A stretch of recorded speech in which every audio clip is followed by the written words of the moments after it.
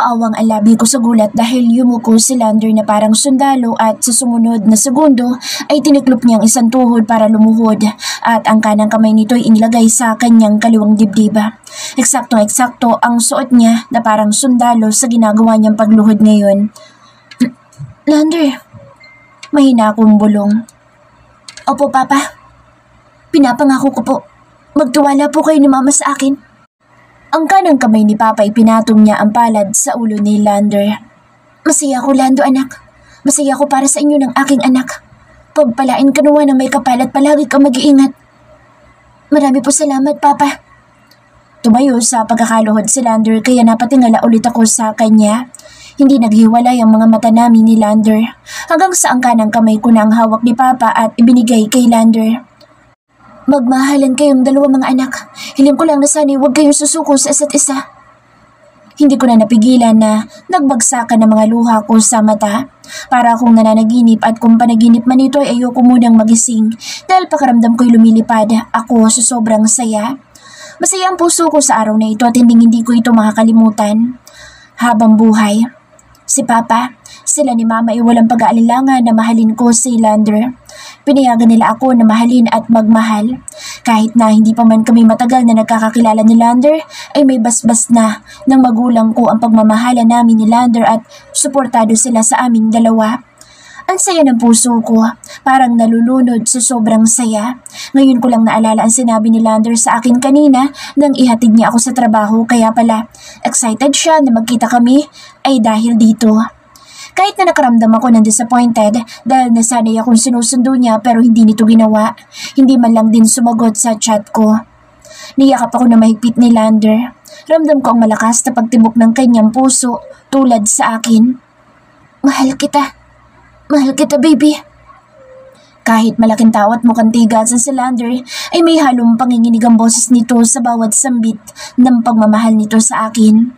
Mas lalong napayakap ako ng gusto sa taong mahal ko. Don't cry, baby. Pinunasan ni Lander ang mga luha ko na hindi na ata maawad sa pagbagsak. Mahal din kita. Napaungod ng mahina si Lander kaya napapikit ako. Bakit cry, lola ko po? Napatingin ako kay Mama na ngayon ay lumuluhan na rin. Katabi nito si Papa na ngayon ay karga na sa Tricia na nakatingin sa kanyang lola. Si Papa ay pasimpleng nagpunas sa kanyang mata at napangiti. Halina kayo't kumain na tayo. Marami pa naman itong pagkain na pina-order ni Lando. Pagsasalita ni Papa at nauna pang naglakad karga sa Tricia. Sumunod dito si Mama. Nagkatinginan kaming dalawa ni Lander at napangiti. Pero bago kami nagtungo ng lamesa ay mabilis niya akong hinalikan sa labi. Naging masaya ang aming munting tanghalian na kahit 5 lang kami na tulad ng nakagawian ay maraming pagkaing nakahain. Hindi ko inaasahan na may celebration palang magaganap sa pagbibigay ng blessing ng magulang ko para sa amin ni Lander. Pero ang lahat ng gastos ay kay Lander. Sa dami noon ay pwede pa iyon hanggang hapunan. May isang ulo pa ng lechong baboy na gusto pa ni Lander ay buong isang lechon pero tinanggihan pala ni Mama dahil masasayang lang ang ibang matitira kapag hindi nakain. Matapos ng tanghalian ay nandito kami sa sala.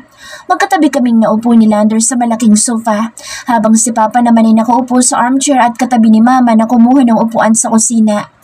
Hindi na muna babalik ng bukid si Papa at nag-half day lang ito, habang ang bulinggit naman ay nakaupo sa kanyang plastic na upuan at nanonood ng kanyang paboritong cartoons sa cellphone. Nagkakwentuhan ng ilang usapin at pagpapaalala ni Papa para sa relasyon namin ni Lander. Hindi nagtagal ay dinala na ni Mama sa Tricia sa kwarto para matulog ng hapon. Ako naman ay nagpalit na ng suot at muling bumalik sa sala. Nakita kong mahinang nag-uusap ang dalawa, si Papa at si Lander. Mukhang seryoso ang kanilang usapan at nang makita ko ay napatigil sila at nag-iba na ng topic. Pero bago ako lumapit sa kanila ay nagtungo muna ako sa kusina para gawan sila ng mainit na kape. Nagkataon pang dumilim ang langit ngayon sa labas na tiyak magsisimulang umulan sa susunod na mga oras. Ilapag ko ang 2 tasang kape sa harap ni Papa at Lander. Salamat anak. Kinuha ni Papa ang tasa at kahit umuusok pa ay humigop si Papa. Coffee lover talaga ang Papa ko dahil kahit mapaulan o umaraw ay palagi itong nagkakape. Bisyo na ni Papa ang magkape at pinagbabawalan ito ni Ate Tanya dahil masama ang sobrang pagkakape sa katawan. Pero hindi makaya ni Papa ang walang kape sa isang araw dahil sa kape na lang siya kumakalma at nagpapadagdag sa kanya ng kasiyahan. Umupo ako sa tabi ni Lander at magkahawak ang kamay kahit nandito lang si Papa. Hindi ko na napigilan ang magtanong sa kanya kung bakit ito nakasuot ng uniforme. Bakit ganyan ang suot mo? May panibagong trabaho ka na ba ulit? Bumuntong hininga muna si Lander bago sumagot sa akin. Yeah, mahinang sagot nito. Napataas ang isang kilay ko. Lander. Kinuha ni Lander ang tasa ng kape at humigop muna at ibinaba sa table. Mamaya, susunduin ako ng chopper. Aalis na muna ako para sa tungkulin ko, baby. Napahigpit ng pagkakahawak sa kamay ko si Lander. Malamlam ang mata nito na may halong lungkot sa mata. Kung kanina ay parang nililipad ang puso at kaluluwa ko sa sobrang saya, ngayon ay parang bumagsak ako sa lungkot. Hindi ka na bababalik? Mahina akong tanong kasabay noon ang pagkirot ng puso ko. Of course, I will be back. I'll be back for you, my baby. Nagkatitigan kaming dalawa ni Lander. Parang umiinit na naman ang sulok ng mata ko. Narinig ko ang pagtikim ni Papa. Masanay ka na anak, hindi biro ang trabaho ng iyong nobyo. Ang dami mong magagawa at palagi mong gawin ay manalangin sa itaas para sa kaligtasan ni Lando. Ang panalangin na magiging proteksyon ni Lando para siya'y makabalik sa kanyang pamilya, sa atin, at higit sa lahat ay sa iyo. Napatingin ako kay Papa. Hindi ako makapagsalita lalo pa at naghahalo lahat ng emosyon na nararamdaman ko sa sandaling ito. Napabalik ang tingin ko kay Lander nang dalhin ito sa kanyang labi ang likod ng aking kamay para halikan. Huwag kang mag-alala sa akin, baby. Ligtas akong uuwi. Basta ipangako mo lang sa akin na palagi ka mag-iingat. Hinaplos ni Lander ang kamay ko. Hindi na kita maihahatid at masusundo. Pero pinapangako ko sa iyo na pagbalik ko ay ihahatid at susunduin ulit kita. Aalagaan at mas lalo pang mamahalin. Hintayin mo lang ako, baby. Isang halik pa sa kamay ko ay muli akong naiyak. Baby, nag-aalalang napapunas na luha si Lander. Kailan ka babalik? Halos hindi lumabas sa boses ang salita kong iyon. Kahit anong pilit kong wag umiyak ay hindi ko magawa. Siguro itao lang din ako at walang kontrol sa pagiging emosyonal. Hindi agad nakapagsalita si Lander kaya bumigat ang dibdib ko. I don't know. Parang nahihirapang sagutin iyon ni Lander. Pero pinapangako ko na babalik ako para sa'yo, baby. Kinuha ko ang kamay kong hawak ni Lander. Pinunasan ko ang luha. Pinigilan ko na wag lumuha at panay ang lunok ko ng laway. Ayoko maging kaawa-awa sa harapan ni Lander. Bago lang ang relasyon namin at hindi pa ganoon katagal na kami magkakilala. Kaya dapat ay hindi ako ganito kung umasta. Hindi ko pa siya kilala ay ganito na ang uri ng kanyang trabaho. Nasa ahensya siya ng kapulisan at may mataas na tungkulin bilang senior detective. Hindi dapat ako pakitaan ng kaawaan dahil sino ba ako? Ang dapat makaramdam ng ganitong pagluha at pangungulila ay walang iba kundi ang pamilya niya. Sandali ako napatingin sa kawalan at nagmuni-muni. Saka ako muling hinarap si Lander. Ngumiti ako sa kanya. Naiintindihan ko. Baby. Sa sumunod na sandali sinabi ni Lander na hindi niya alam kung kailan ang pagbalik nila. Hindi lamang siya dahil marami siyang kasama. Nagulat pa ako dahil hindi dito sa loob ng Pilipinas ang kanyang pupuntahan kundi sa ibang bansa. Pero hindi niya sinabi kung saang bansa sila magtutungo. Kahit na nilulukot ang dibdib ko sa sakit ay hindi ko iyon ipinapakita kay Lander. Ayoko itong mag-alala sa akin lalo pa at malayo ang pupuntahan niya. Ayokong makadagdag sa isipin nito ang nararamdaman ko. Hindi pa naman niya ako asawa para makapagdemand ng atensyon nito. Nag-excuse si Papa at umakyat sa itaas kaya nagkaroon kami ng privacy ni Lander. Mabilis na hinapit itong aking bewang at parang diyon niyang sinakop ang labi ko. Napayakap nila magkabilang braso ko sa kanyang leeg. Nagtagal iyon at halos namnamin namin ang bawat sandali na magkalapat ang aming labi. Parehas kaming hinihingal ng matapos. Pakiramdam ko ay nangapal ang labi ko. Napatingin ako sa basan labi ni Lander. Biglang nag-init ang pakiramdam ko. I love you, Tina. I love you, my baby. Mahigpit niya akong niyakap at ginantihan ko siya ng pagmamahal na yakap. I love you more, Lander. Matapos ng paglipas ng oras ay may tumawag kay Lander kaya tumayo na ito. Napatayo ako nang hawakan ni Lander ang kamay ko at sabay kaming lumabas ng bahay.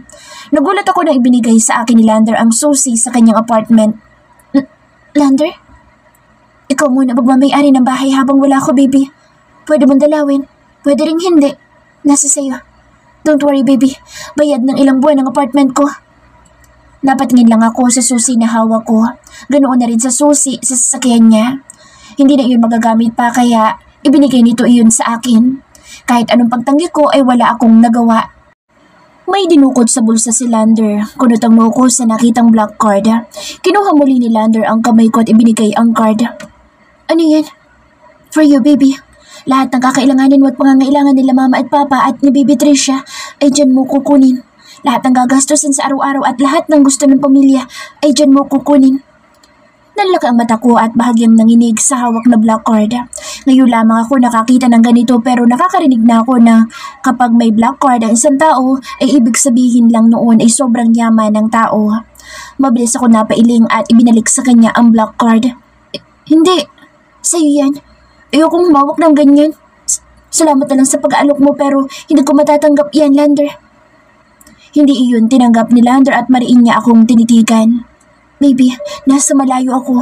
Ayoko mag-isip na may problema kayo. Hindi man pera ang problema pero makakatulong iyan para makabawas sa alalahanin ng pamilya mo. Pamilya ko na rin sila. Pero Lander, paano kung mawala ko ito?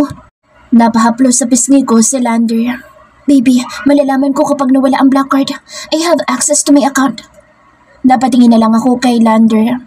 Ayokong gamitin ang card dito at itatago ko na lang. You can withdraw any amount that you need, baby. Bilhan mo ang sarili mo ng kahit na anong gusto mo. Kahit malayo ako'y parang naalagaan kita. Ganyan kita kamahal, baby. Pero hindi sa material na bagay na tutumbasan ng pagmamahal, Lander. Hindi ako pinalaking materialistic. Sumasakit ulit ang lalamunan ko pero pinipilit kong huwag maging emosyonal na naman. I know, baby. I know. Sa akin lang kahit nasa malayo ako ay sana'y maging masaya ka pa rin hanggang sa bumalik ako sa'yo. Masaya naman ako kahit walang ganito. Basta bumalik ka lang. Napabuntong hininga si Lander at parang hirap na hirap. Baby, nahihirapan akong umalis.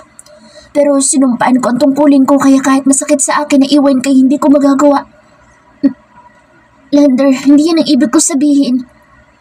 Kinain ng konsensya ang puso ko dahil nakikita ko sa kanyang mata ang kalungkutan. Niyakap ko ito ng mahigpit. Mahal kita. Ang sa akin lang kahit hindi mo na to gawin sa akin o sa aming pamilya.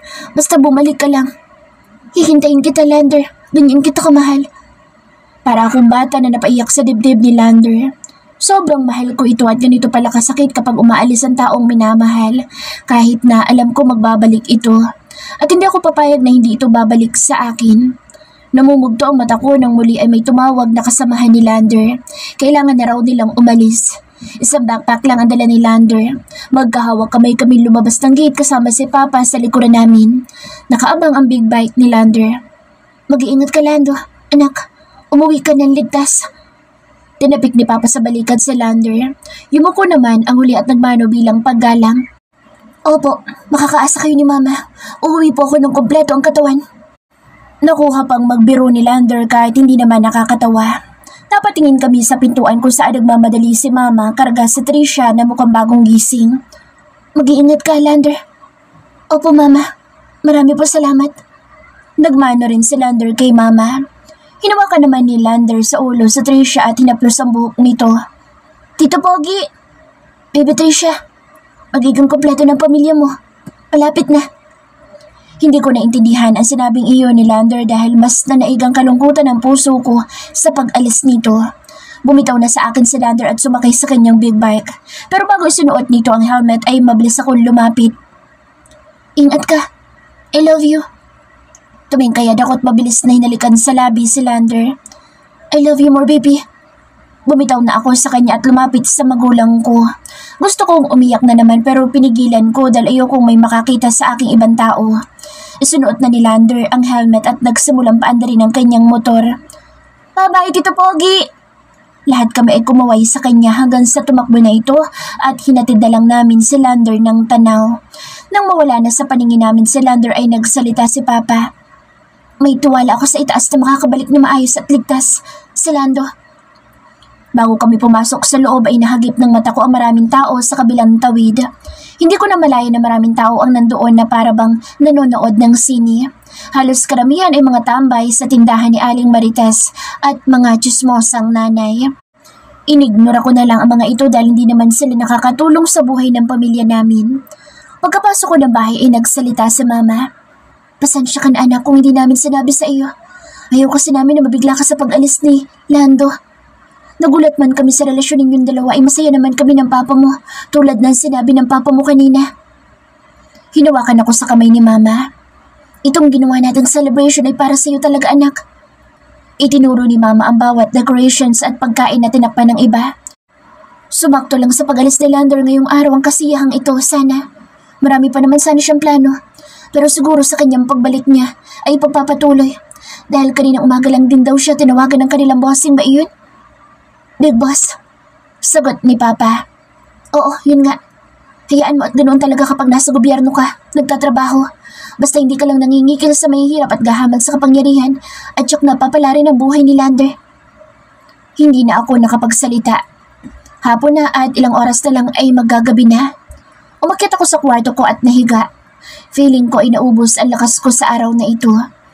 Hindi ko na naman kinayang emosyon ko kaya napaiyak na lang ako kay Lander. Kung kailan ang saya-saya ko na dahil tanggap na ng magulang ko ang relasyon ko kay Lander, ay saka naman ang pag-alis nito. Nakakalungkot lang. Ilang sandali ako nakatulala sa kisame habang inaalala ang mukha ni Lander. Napektad ako na mag-vibrate ang cellphone ko. Si Lander. Mabilis ko itong binasa. Baby, sandali pa lang tayong hindi magkasama. Namimiss na agad kita. Parang nalukot na naman ang puso ko sa kalungkutan. I love you and I miss you, baby. At isa pang message. I forgot to tell you na ang password ng card ay birthday mo, baby.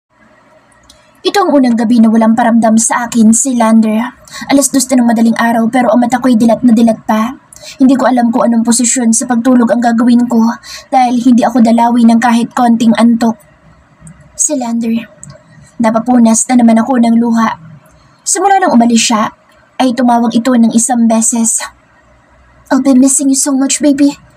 I love you. Take care. Pagkatapos noon ay wala nang kasunod. Sinubukan ko siyang tawagan pero out of coverage area na siya. At kahit ngayon ay sinusubukan ko siyang tawagan ay wala pa rin. 18 hours ago ang last active niya sa messenger. Hindi ko na tuloy alam ang gagawin ko. Iyak lang ako ng iyak. Hindi pa patay si Lander pero ganito na ako kung makaiyak. Sa sobrang iyak ko ay hindi ko na namalaya na nakatulog ako. Kung hindi pa ako ginising ni Mama ay hindi ako magigising ngayong umaga. Bilisan mong kumilos at baka mahuli ka sa klase. Wala maghahatid sa'yo. Paglabas ni Mama, inapatulala na naman ako sa lungkot. Wala nga pala si Lander. Wala na maghahatid at sundo sa akin. Si Lander. Kahit 3 oras lang itinulog ko'y pinilit ko pa rin na kumilos ng mabilis. Baka sa mukha ko ang mugtong mata at malaking eyebags. Mabuti na lang at may press powder ako kaya kung todo ang lagay ko sa ilalim ng mata. Baka mapansin pa ako ni Mama at Papa. 7:00 naman ang pasok ko kaya pwede pa akong kumain ng almusal. Pagbaba ko ay nakita ko si Mama at Papa at si Tricia na nasa gitna nila habang sila'y nag-uusap ng mahina. Nang makita ako ay tumahimik sila pero nakatingin lang sa akin. Good morning, Tita Tina ko! Masaya ang mukha ni Tricia habang kumakaway sa akin. Ngumiti ako at binati ko sila. Good morning pa. Good morning, baby namin. Kumain ka ng kumain, anak. Marami ang niluto ng mama mo. Opo. Tumango ako. Bagong saing na kanin, pritong tuyo, spam, itlog at talong. May natira pang ulam na natira kahapon na ininit na lang tulad ng mechado at adobo. Tinimplahan pa ako ni Mama ng mainit na tsokolate. Thank you, Ma. Masarap ang almusal namin at tulad noon kasama ko ang pamilya ko. Wala nga lang sa Atitanya pero may lungkot pa rin sa puso ko. Ito ang unang araw na wala si Lander at nasanay kami. Ako na kasabay namin siyang kumain. Kailan ba matatapos ang OJT mo, anak? Tanong ni Papa habang nagkakape. Nilulo ko muna ang kinakain bago sumagot. Matagal-tagal pa po pa. 2 months pa lang po akong intern. Nasa 4 o 5 buwan bago matapos po. At marami pa kaming tatapusin dahil graduating na po. Pagbutihin mo lang, anak. Konting tiyaga pa at makakaraos ka rin. Tulad ng Atitanya mo. Nakapagtrabaho sa isang magandang pribadong ospital na malaki ang sahod. Sagot naman ni Mama. Opo, Mama. Ngumiti ako sa magulang ko na alam ko malaki ang tiwala nila para sa akin. Hayaan mo, anak. Hanggat kaya pa ng aking katawan ay itataguyod ko ang pag-aaral sa iyo. Hanggang sa makatapos. Mag-iingat ka lang palagi. Hayaan mo't babalik din si Lando para may inspirasyon kang palagi. Pa. Napaawang na lang ang labi ko. Nakaramdam ako ng pamumula na magkabilang pisngi, pero sa puso ko'y masaya ako. Kahit nalulungkot ako, masaya naman ako dahil may magulang ako na nakasuporta sa akin at nakasuporta para sa aming dalawa ni Lander. Pagbubutihin ko po lalang pag-aaral, Papa at Mama. Lagi ko po sinasabi sa inyo na kapag nakatapos ako'y magtatrabaho ako para makatulong po sa inyo. Gustong gusto ko na rin po makaranas kayo ng maayos na buhay. Naku, bunso ko, kahit hindi na kami ng papa mo, basta huwag mo lang kalimutan na suportahan ang ate Tanya mo para na rin sa magandang kinabukasan ng pamangkin mo. Salita ni Mama na napatingin sa kanyang apo na ngayon ay kumakain ng hotdog. Ngumiti ako ng matamis sa kanila, lalo na sa pamangkin ko na walang kamuwang-muwang sa aming pinag-uusapan. Nakakaasa po kayo sa akin. Matapos ng aming agahan, kahit paano'y napawi ang lungkot na nararamdaman ko para kay Lander. Dahil sa mabait at mapagmahal kong pamilya ay gumagaan kahit paano ang dibdib ko. Pinabaunan din ako ni Mama ng tanghalian ko. Paglabas ko ng pintuan ay muntik pa akong mapabalik sa itaas ng kwarto ko dahil ang gaan ng dala kong tote bag nang dahil sa helmet. Napakamot na lang ako sa noo ko. Masyado akong nasanay sa pagbitbit ng helmet. Wala nga pala si Lander. Naglakad ako hanggang sa makarating sa terminal ng tricycle. Kuya, sa San Gabriel College po. Wala ba maghahatid sa iyo, Iha? Tanong ni Manong driver na nakatayo lang sa gilid. Ayokong magsungit ngayong araw kaya pinilit ko pa rin na maging mabait. Wala po. O siya, isakay niyo na ito. Tumawag ang driver na nakausap ko sa isang kahilera niya. Mabuti na lang at nakasakay din ako. Matagal-tagal na rin pala nang huling sakay ko ng tricycle. Kailan nga ba? Nung stalker pa si Lander. Magugulat ka na lang, bigla ka na lang hihilahin para pasakayin sa tricycle ng parasahan. Pagkarating ko sa classroom ay naupo na ako sa upuan. Maaga pa ako ng 15 minutos. Wala pa ibang classmates ko. Wala pa rin si Bea. Habang nakaupo ay napatingin ako sa bagong dating na si Cristel habang nakataas pa ang noo at kilay. Parang modelo itong naglakad habang naka-aesthetic na suot. Dahil casual day ngayon. Kung makaora ito akala mo'y sasabak sa kung saang galaan. Kung sa bagay magugulat pa ba ako? Sanay na kami sa suotan nito. Hindi na kami niyan close kaya wala nang paki sa kanya. Tahimik lang ako habang naghihintay kay Bea pero hindi ako manid dahil may mga matang nakatingin sa akin. Yun ang ibang classmates ko. Kaya sa umiwas ako, natingnan sila ay nakipagtitigan ako sa grupo ni Cristel. Ngayon, na mukhang bagong kaibigan niya na noon ay hindi naman close. Mukhang napahiya ang iba nang gantihan ko ng tingin kaya napaiwas. Nagsiupo sila sa kani-kanilang upuan. And lastly si Cristel. Nakataas ang isang kilay nito na tumingin sa akin sabay pinaikot ang mata. Immature. Kung dukutin ko kaya ang mata ng animal na iyan, feeling maganda? Nagulat ako sa boses na nasa likuran ko. Si Bea na ngayon ay galit na galit at parang susugod sa kinaupuan ni Cristel. Pabayaan mo siya. Upo ka na rito. Tinapi ko ang katabing upuan para maupo. Si Bea. Palibhasa kasi hindi na makalapit sa atin yung bruha na yan eh. Pahiya kasi. Napatingin ako kay Bea nang umupo ito. Ano na naman bang ginawa niya sa'yo? Kapag hindi siya tumigil sa kagagahan niya, sisigilin ko lahat ng utang niya. Kaga siya. Sinabi mo yun? Lumaki ang mata ni Bea habang nakatingin sa akin. Of course! Sabi ko kapag hindi siya tumigil sa mga kaartehan at kasinungalingan niya, ipapablatter ko siya sa mga kautangan niya. Kadiri! Yuck! Feeling rich kid! Si Bea naman ang nagpaikot ng eyeballs. Hindi na ako nagkomento pa nang dumating ang professor namin. Sa mga sumunod na oras, kahit napuyat ako'y madalas lutang, ay sinisiguro kong nagtatake ako ng notes para i-review sa bahay. Lalo pa at malapit na ang midterm exam namin. Sabay kaming kumain ng lunchtime ni Bea at dahil may baon ako, ay ang kaibigan ko lang ang bumili ng para sa kanya. Musta kayo ng gwapong si Lander? Susunduin ka ba mamaya? Umiling ako at napabagal sa pagmaya. Hindi. Why? May trabaho siya. Napatigil sa pag-inom ng tubig si Bea. Hindi ba may trabaho siya? Kaya andun sa lugar niyo? Kunot no ito. Napabuntong hininga ako. Tapos na. At sa ibang lugar naman siya naka-assign ngayon. Napatigil si Bea at sandaling napatitig sa akin. Sure ka? Seryosong tanong nito. Oo, bakit? Tumikim si Bea at bahagyang inilapit ang ulo sa akin kahit na magkatabi naman kaming dalawa. Huwag ka magagalit sa akin, Beshia. Si Neil. Mahinang bulong nito. Si Neil? Napataas ang kilay ko. Tumango si Bea. Oo, si Neil. Nakita niyo nung nakarang araw si Lander. Saan? At saka kailan yun? Pagtataka ko, napaayos ako ng pagkakaupo at humarap sa kaibigan ko. Nagbilang sa daliri si Bea at napatingin sa akin. Nung nakaraang araw pa daw ata. I'm not sure kung anong petsa. Kagabi lang na ikwento sa akin ni Neil nung dumalaw sa bahay ni Drew. Sakto nandun ako. Mataman akong nakinig kay Bea. May maliit na ka ba sa aking dibdib? Nakita niya sa gwapong lander mo sa Manila. Andashi, huwag ka magagalit ha. Pawang katotohanan lang ito. Hindi ako gagawa ng kwento tulad ng iba dyan na abot hanggang kaluluwang kasinungalingan. Napatigil na ako sa pagkain at nakaharap lang kay Bea. Sakay sa gwapong lander mo sa isang sports car at ang mas nakakagulat pa ay may kasama siyang babae doon. Hindi lang basta babae lang kundi isang magandang babae. Napatitig na lang ako kay Bea. Sabay ng pagkabog ng malakas ng dibdib ko ay ang pagkirot ng puso ko. Paano niya nalaman na may kasamang babae? Saka paano niya nasabi magandang babae? May mata si Neil. Natural makikita niya. Mukha pa naman daw model dahil super sexy at matangkad.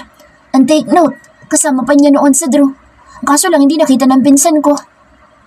Umiling-iling si Bea. Hindi sa ginagawa natin ng bad image ang kagwapuhan ni Lander pero Tina, gaano mo siya kakilalang lubusan? Sigurado ka bang walang sabit yun? Sa taglay niyang kagwapuhan at laki ng katawan, maraming chicks yun, tiyak. Kung womanizer siya ha? Pero kung hindi naman, it's up to you, Beshi. Ikaw pa rin, kung papayagan mo maligaw sa'yo si Lander. Alam mo naman na higit pa sa best friend ang turing ko sa'yo. Ayoko lang na masaktan ka. Ipinagpatuloy ni Bea ang pagkain. Ako naman ay nawalan na ng gana. Wala pang alam si Bea sa tunay na relasyon namin ni Lander pero kung ganito ang maririnig ko ay parang nanghihina ako. Hindi na lang ako magsasalita. Tinapan ko ang baunan at tahimik na inilagay sa tote bag ko. Pilit akong uminom kahit halos hindi ko malunok ang tubig. Galit ka ba? Napatingin ako kay Bea nang hawakan nito ang kamay ko at matama na tiningnan ako sa mata. Hindi, bakit naman ako magagalit? Paiwas kong sagot. Bumuntong hininga si Bea. Alam mo Tina, naiintindihan ko ang nararamdaman mo. Ganyan din kasang nararanasan ko ngayon. Malungkot na salita ni Bea. Napatingin ako kay Bea at nakita ko sa kanya ang lungkot sa mata. Kay Neil ba? Oo. Napanguso pa si Bea at napatingin sa kawalan. Bakit?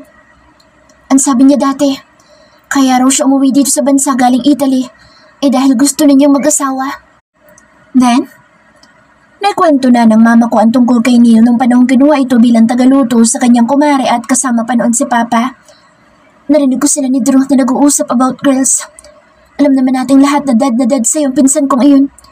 Tapos biglang sabi ni Neil. May ilang segundo pa itong natahimik at parang pinag-iisipan ang sasabihin. I find her cute. Ah? Sino tinutukoy ni Neil? Umiling si Bea. Hindi ko alam. Kaya nalulungkot ako. Baka may nakita na siya maganda at mahalak pakasalan. Paano na ako? Hindi ko alam kung maawa ba ako kay Bea o matatawa na lang. Hahayaan ko na lang muna itong magsenti dahil malungkot din ako pero ayoko maging mahina. Nangako si Lander sa akin at hindi lang sa akin kundi sa magulang ko. Kung ano man mangyayari ay hindi ko na alam. Hihintayin ko na lang na tumawag sa akin si Lander. Sabihin mo sa kanya na gusto mo siya.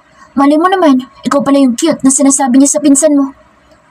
Biglang nagliwanag ang mukha ni Bea na napatingin sa akin. Talaga ba? Ako kaya yun? Try mo lang. Palagi namang malakas ang loob mo. You can ask him.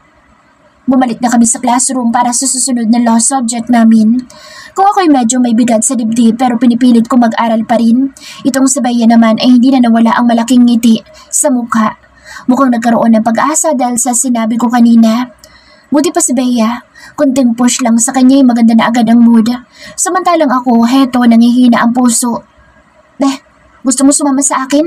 May bagong bukas na milk tea shop doon malapit sa stoplight. Tara, G? Palabas na kami ng classroom dahil tapos na ang klase namin. Hinahanap ng kamay ko sa loob ng bag ang coin purse ko. Sasagot sana ako kay Bea nang may bumunggo sa kanang braso ko. Napasingap ako nang mahulog ang tote bag ko. Agad akong napayo ko para saluhin ang gamit ko pero huli na. Naglaglagan ng ilang gamit ko pati na rin ang baon ko. Mabuti na lang at nakatakip iyon ng maayos. Oops, sorry. Napataas ang mata ko nang mapagsino ko iyon. Hindi ko pa naibubuka ang bibig ko nang unahan na ako ni Bea. Kaga ka! Ano ba problema mo, Crystal? Ay, away na oh. Hala, may away. Sige, akong referee. Kay Lopez ako. Kay Jimenez ako. Imbes na umawat ang ibang kaklase namin ay sila pa ang tagabuyo. Kaya imbes na unahin kong dambutin ang gamit ko ay mabilis akong pumagit na kay Cristel at Bea na ngayon ay magkatapat na ang muka at anumang oras ay para silang magsasabong na dalawa. Tama na yan, Bea. Cristel. Hindi. Kaga yan eh. Gustong-gusto talaga makipagpalitan sa mukha ng aso eh. Kaga ka rin. Kanina pa ako gigil na gigil sa'yo. Paepal kang masyado. Kahit hindi ikaw, mahilig kang makasawsaw. Oh, talaga lang ha? Makikisawsaw ako dahil dinadamay mo akong scammer ka. Ano, dito na natin umpisahan? Singhal ni Bea at itinulak ang balikat ni Cristel. Bea! Malakas kong inilayo si Bea kay Cristel. Hey, kayo nagkakagulo. Sa guidance! Malakas at dumadagundong na salita ng aming professor.